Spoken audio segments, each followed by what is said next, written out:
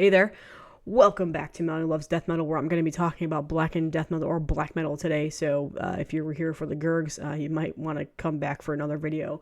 But I got two albums in recently that I want to talk about. One of them is a brand new release that came out in September, and the other one came out, was it last year? No, like 3 years ago. But I'm finally deciding to get their albums in my collection. Both are Season of Mist underground activist releases.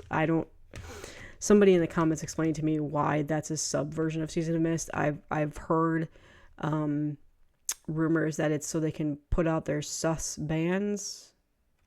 I don't know how true that is, nor do I give a fuck. But because I love Season of Mist, I buy from them all the time. But the first one is the new Profanatica Crux Simplex. This came out in September. A nice glossy jewel case for you there. Legendary U.S. black metal band. But I guess they're called blackened death metal now because they definitely have a little bit of that death metal sound into there. 6 full length. Paul Ledney, formerly of Incantation. Recently he was on Justin Horville's channel, so you should check out that interview. It was really good. This album is great.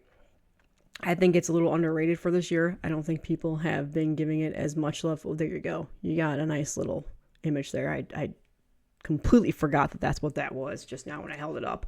And then you got the lyrics on the inside. Blasphemous as you can possibly get. Heavy as hell. Paul's vocals just sound like a goddamn demon's coming through your speakers and about to destroy everything in its path. And hopefully it's just really hanging on a thread of hoping that it's destroying a church. My only complaint is, and I think this is just kind of across the board, I've seen a lot of other people say this too, is that it is a little bit repetitive from time to time, but it's not a deterrent. I still really like the album, and I've been listening to it a ton since I got it. So, again, I feel like it's a little underrated. Not a whole lot of people have been talking about it. I haven't seen a whole lot, and maybe when it first came out, they were, but it definitely is going to be one of my favorite releases to come out this year.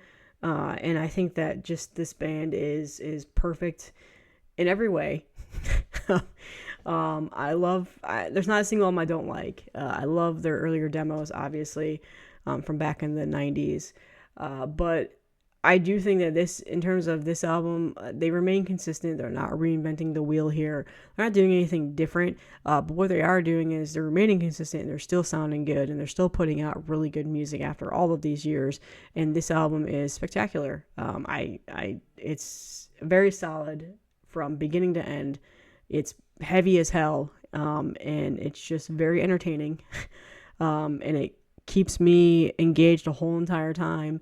And I really, really like it. So the band is just legendary. They continue to be relevant and one of the best in the scene. So check it out if you haven't yet. I'm not going to go into like a full background or detail of this band. If you don't know who they are, then stop watching this video and go Google them and figure it out. But if you're looking for some new blasphemous music, this is definitely the perfect album for you because it is so good. God, it's so good. I've been listening to this nonstop. And here's a funny story. Somebody thought this was weird because they must be a new subscriber to the video, but they recently found out that I was a dance mom.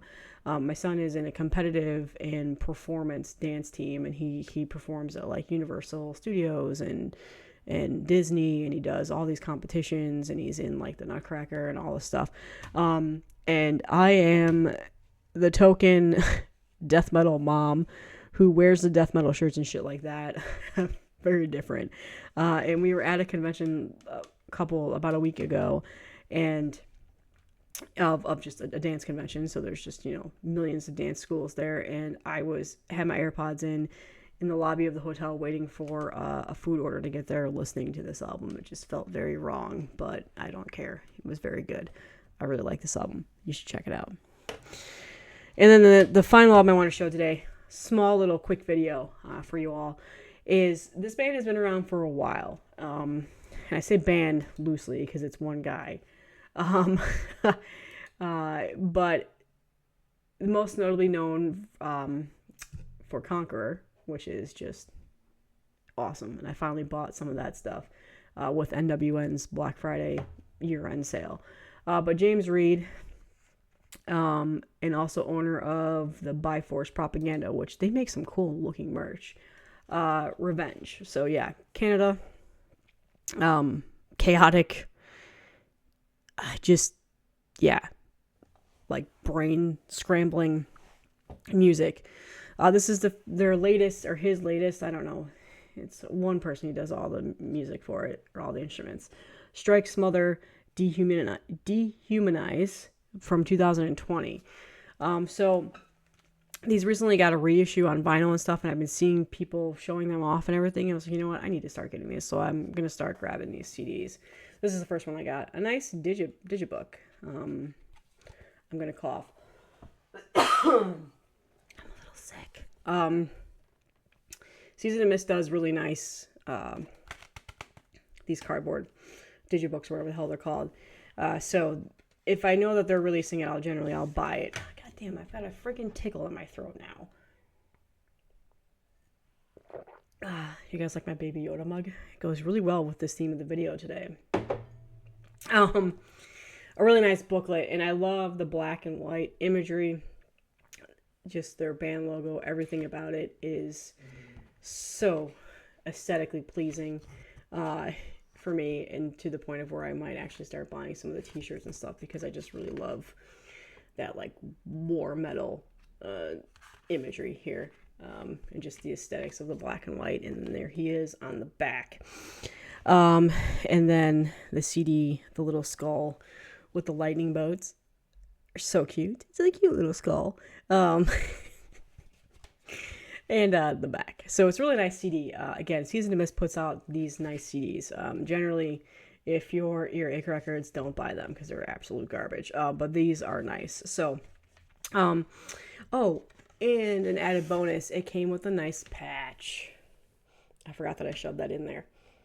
So, I'm not a patch person, but I'll definitely keep that. Nice little added bonus. So I got this one. I picked it up with the Profanatica. But I'm going to go back and get the others. He's got, 3, 4, 5, this is 6 full length. I've heard all of them. A lot of them, are a little bit repetitive. But they are maniacal and crazy and just really scratch the itch when I want to listen to this kind of music. And they do it really well. So this is a good album. I think I like Victory, Intolerance, Mastery slightly bit more. Triumph, Genocide, Antichrist, obviously their first album back in 2003 was the first one I ever heard. So I'm a little bit more biased for that reason, but I do like, they're consistent. He sounds the same with a lot of albums, but it's good. And it's just, if I'm in the mood for this kind of music, which lately I have been, because I've been buying it, and you'll start to see that recently, that, this is what I'm going to listen to. So it's revenge. It's insane. Like, that's the best way I can describe it. It's a harsh listen. If you've never heard this before, it might take you a while to get into it. If it's not music that you're typically listening to, it's a very harsh listen in terms of sonically just brutalizing and destroying your ears, but in the best way possible. So 2 albums that I got in recently that I've been listening to a lot. Figured I'd just talk about some bleak, dark, disgusting music for you guys today, and change it up compared to what I talked about yesterday with the Profanatica album. And yeah, that's all that I have today, and I will see you guys in the next one.